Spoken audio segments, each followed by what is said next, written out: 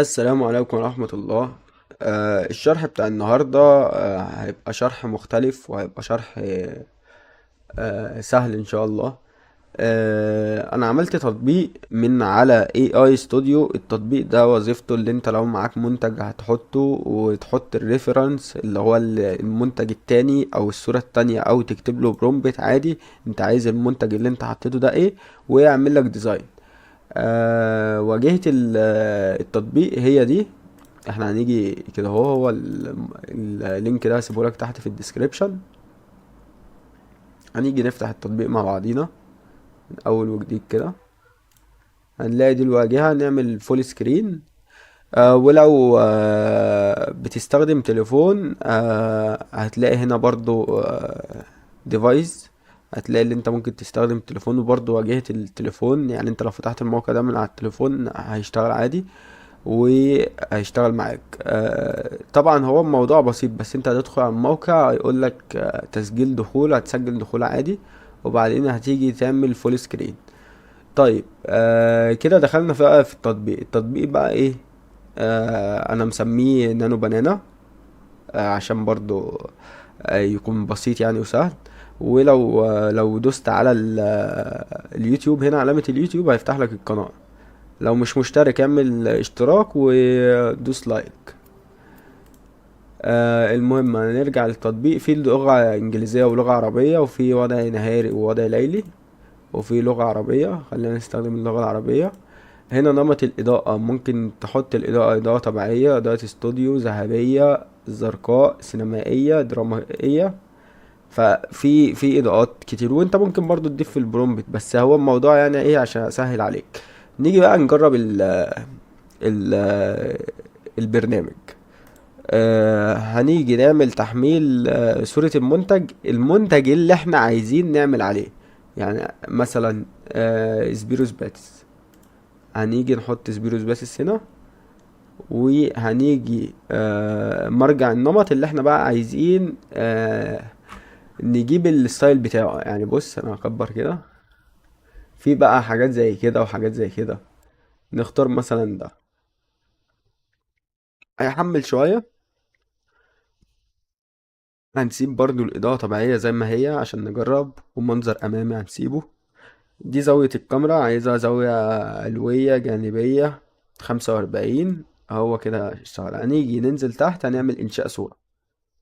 موضوع سهل وبسيط، مش ممكن ما تستخدمش اللي انت تكتب حاجة. اوريك ازاي اللي انت تجيب صور المنتجات دي، مع انها موجودة على النت. يعني انت لو كتبت اعلانات منتجات وحملت لك مثلا بتاع 10 صور ولا حاجة، ممكن تعمل ايه، صور زي ما انت عايز على نفس المنتج. اهو هطلع لك المنتج. هتحملها طبعا 4K. اوريكم الجودة برضه عاملة ازاي. دي اتحملت اهي، جودة خطيرة طبعا. سبيروس باتز. العربي هنا برضو واضح اهو، اللغة العربية. وهنجرب المنتجات كلها ان شاء الله اللي احنا هنجربها النهاردة دي منتجات بالعربي. هنيجي مثلا نغير زاوية الإضاءة، نخليها إضاءة استوديو، ومنظر مثلا آه، جانبي مثلا، ونشوفه كده ممكن هيشتغل. هيعمل لنا طبعا صورة مختلفة، بس بإضاءة استوديو ومنظر جانبي.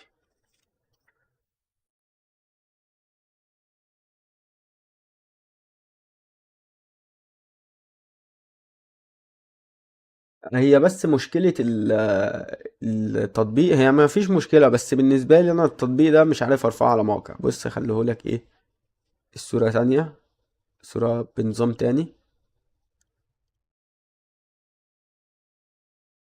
دي تحفة دي. وبرضه سبيروس باتس، مفيش أي غلطات في الكلام. هنيجي نغير المنتج. هنيجي مثلا نحط هنا نحط مثلا دي إيه، دي إيه دي. لا مش ريدت. ماشي.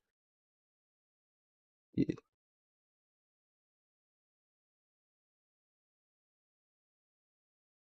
دي مثلا بلبن. نجرب بلبن كده، ونحط مثلا الصورة التانية، الصورة اللي هي نخليها كده على البحر مثلا. أظن اللي هي تبقى حلوة يعني. ونعمل دي إضاءة طبيعية ومنظر أمامي زي ما هو، ونجرب مع بعض. هنعمل إنشاء صورة.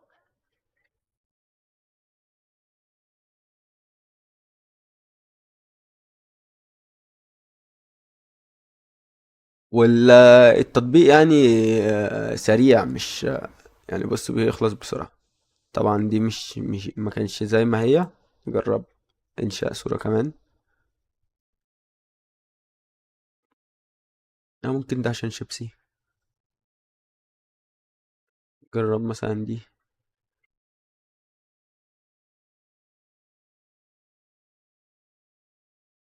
اهو اتعمل.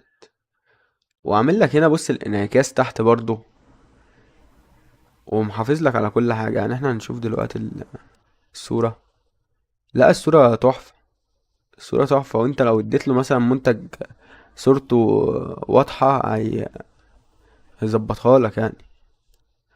مساحة الصورة هنا بص 29 ميجا، يعني صورة تستخدمها بقى في تعديلات، في ديزاين اللي انت عايزه. نجرب كده الصور دي.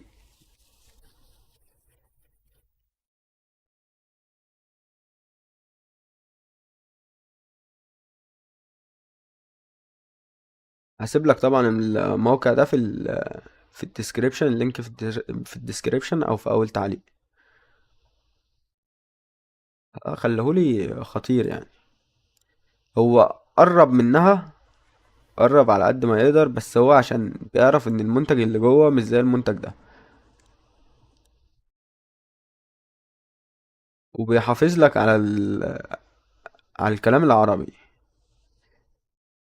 وكده يبقى وصلنا لنهاية فيديو النهاردة. لو عجبك الفيديو دوس لايك،